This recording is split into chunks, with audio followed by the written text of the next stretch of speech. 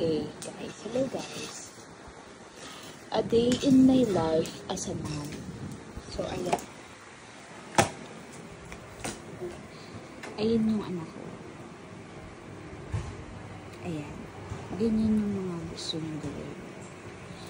Ang magsira ng mga gamit. Oh, at uupuan niya pa. Ang hirap din maging mama. Kasi kailangan talaga ng mahabang pasensya. Siyempre, andun na yung tayo. Mapapaisip ka kung gaano kahaba ang ibibigay kong pasensya sa anak ko.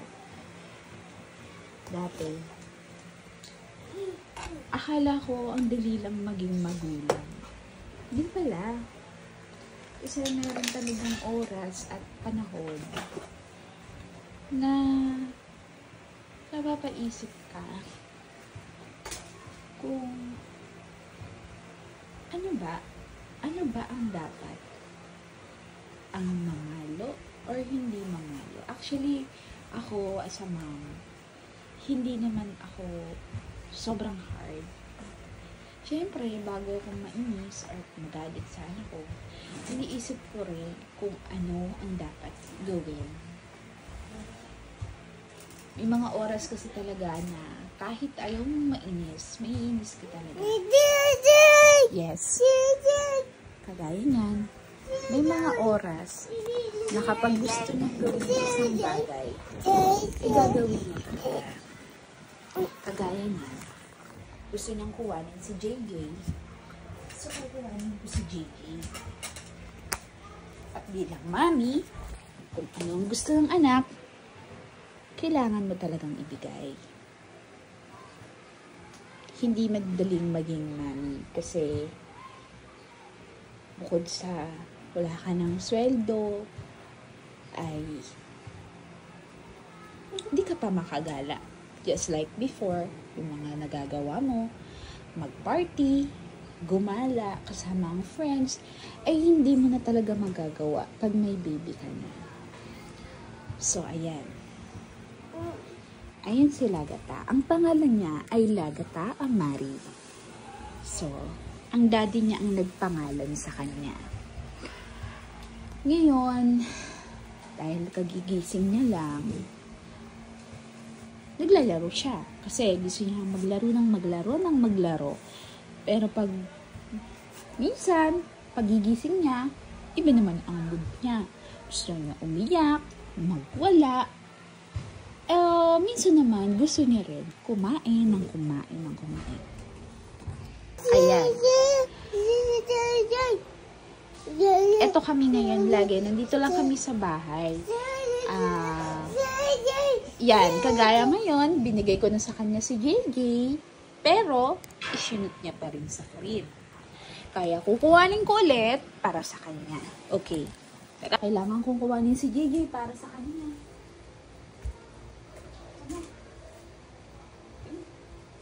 Okay, ito na si JJ. So, pupunta ka dito sa loob. Okay.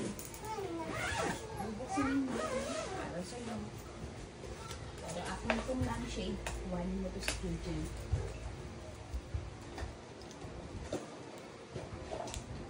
Ito si Lagata. Madalas, ang gusto niyang gawin ay maglaro ng maglaro. At magkalat ng magkalat. At maglaro ng maglaro. So ako bilang mami, hindi araw-araw maganda. Hindi araw-araw presentable. May mga araw din na parang ang haggard, ang hirap. Kaya ayan lang si Lagata. Naglalaro lang siya sa crib niya. Kasi mainit din naman, hindi ko siya magawang papaglaruin sa labas dahil katurikan ng araw. At syempre, kailangan na rin natin maging maingat sa mga anak natin, lalo na umuuso ang hand-foot-mouth disease. Ang hand-foot-mouth disease ay nakukuha ito sa mga kalarong bata. So, ngayon, uso yun, kaya iniiwas ko muna si Lagata sa pwede at possible na mangyari sa kanya once na maglaro sa labas. So ako bilang mami, hindi natin maiiwasan na hindi mag-alala sa ating mga anak. So ngayon, ang gagawin ni Lagata, since binigay niya sa akin tong libro, since binigay niya sa akin tong gamit niya, may mga books dito at mayroong mga watercolor dahil nga gusto niya magsulat ng magsulat. So, binilang ko siya ng ganito. O, where's your table, Lagata? So, ito. Dahil love kita, kukuhanin ko ulit ang table mo para sa iyo. So, ngayon, kukuhanin natin ang table.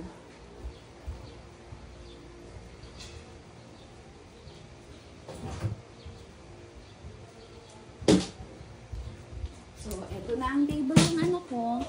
So, dahil si Lagata ay gusto magsulat, ibibigay ko sa kanya ang hilig niya. Okay? Si Mami ang mag-a-adjust at si Mami ang kumuha ng table.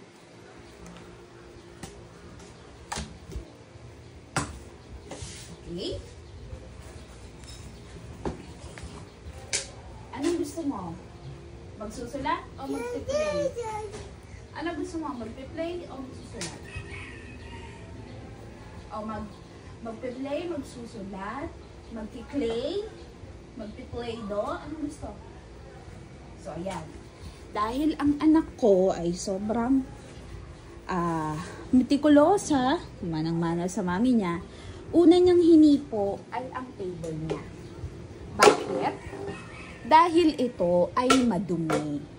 Dahil nga masyado siyang metikulosa, kagaya ng mami niya, ay hinipo niya ngayon ang table niya at nakita niya na madumi. So, ang gagawin ni Mami, mag-a-adjust ulit si Mami at lilinisin ang table niya. Which is, siya rin naman ang may kagagawan kung bakit nagkaroon ng maruming table. Kanina kasi, pagising niya, ay kumain siya, nag-almusal siya. So, madumihan ngayon yung table niya. Kaya lilinisin ulit ni Mami. Dumi?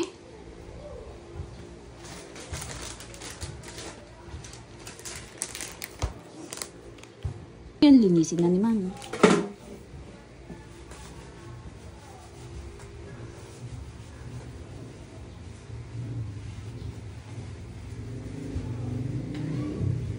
Mag-replay ito or magsusulat?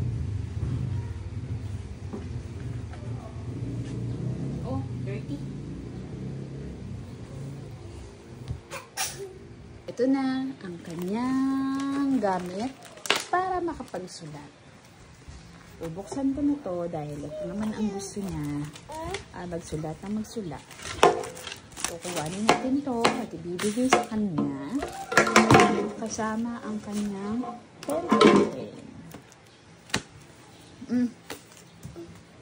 Saka pupunta.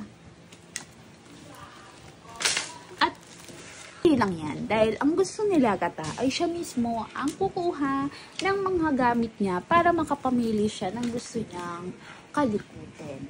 Ganun si Lagata. At ayan, dahil nga masyado siyang metikulosa, nakita niya ngayon ang mga stickers niya punit-punit. So ngayon, bilang mami, kailangan ayusin natin. Dahil kung hindi, magagalit niya naman to. Diba? Gusto niya lagi perfect. Oh, diba? Nakita niyo, sumimangot siya. Dahil naayos niya na yung gusto niya ayusin at nakita niyo yung punit na tinanggal niya, ay magsusulat na siya.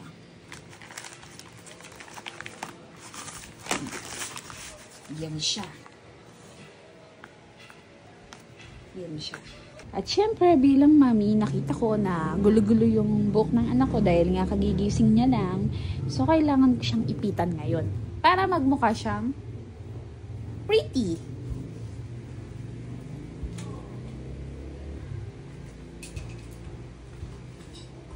At dahil mahal na mahal ko yung anak ko, binilang ko siya ng napakagandang jar na pwede niyang paglagyan ng mga gamit at pwede niyang paglagyan ng mga ipit, which is puro ipit talaga yung nandito.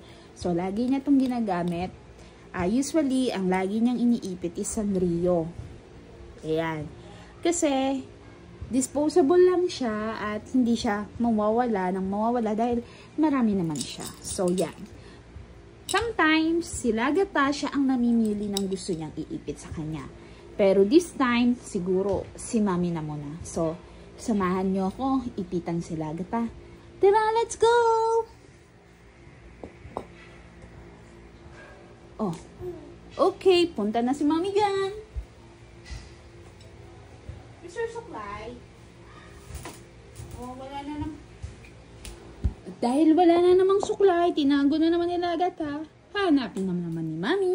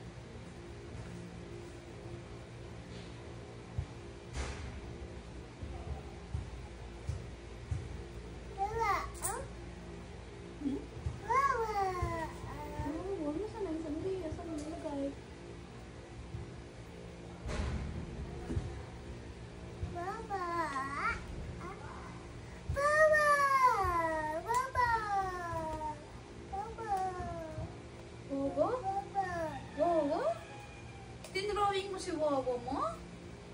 Ang galing naman. What about Mommy and Daddy? Bakit hindi mo dinrawing ang Mommy at Daddy mo? Bakit lolo mo ang dinrawing mo? Can you please, Lagata, i-drawing mo si Mommy and Daddy? Go ahead. Draw your Daddy and Mommy. And also yourself. Wait. Akin na, sige. Okay. At dahil si Lagata ay hindi makasulat ng, ewan ko dito sa batang to, iba-iba ang clip. So, gusto niya ay tuturuan ko pa siya. So, ayan. Ito si Mommy. Ayan si Daddy. Siyempre, ang buhok ay panglalaki. May mata at may ilong at may bibig. And dito naman si Lagata, ang baby. So, dahil may yung buhok niya, ayun si Lagata, may mata, may ilong, at may bibig.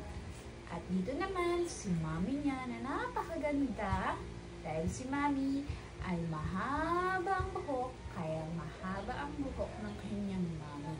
So, syempre, hindi mawawala ang mata, ang ilong, at ang bibig.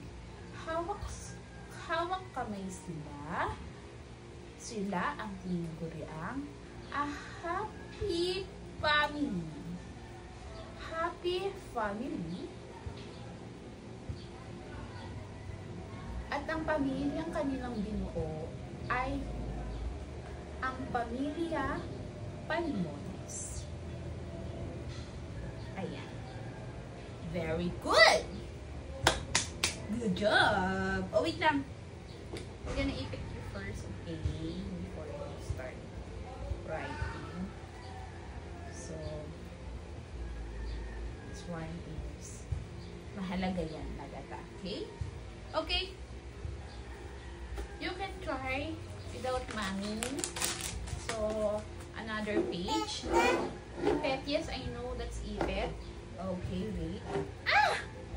So, ayan. Nasusulatan si Ma'am dahil sa kalokohan ng Lagata. So, ayan.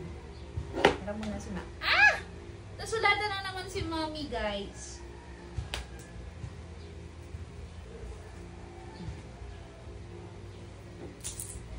Since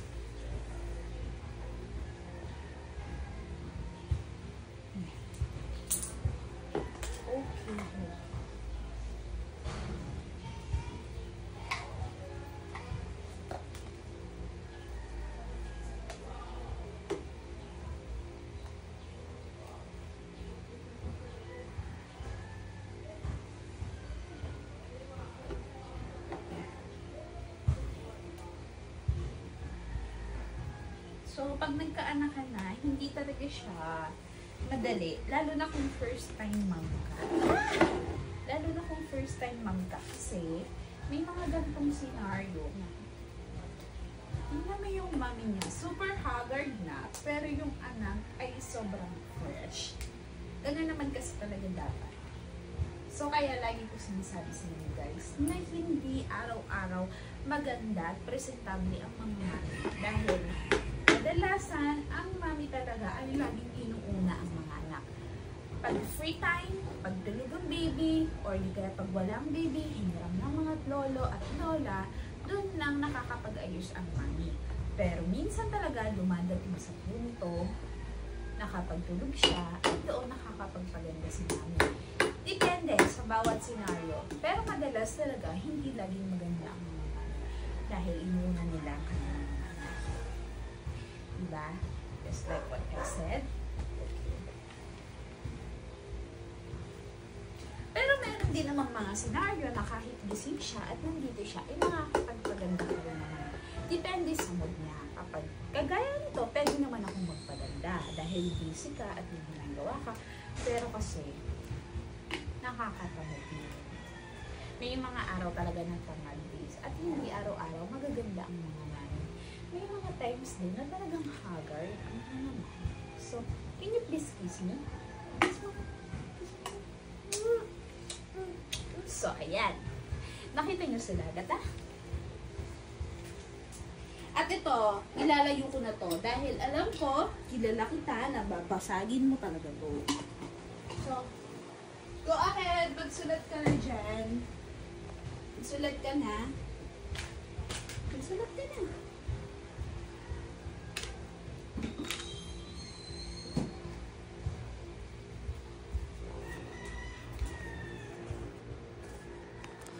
Yan si Lagata. Ayan siya. Lagata! Lagata! Lagata, look, mommy, you're so pretty. Look! Lagata, bakit ang ganda-ganda mo? Anong sikreto mo?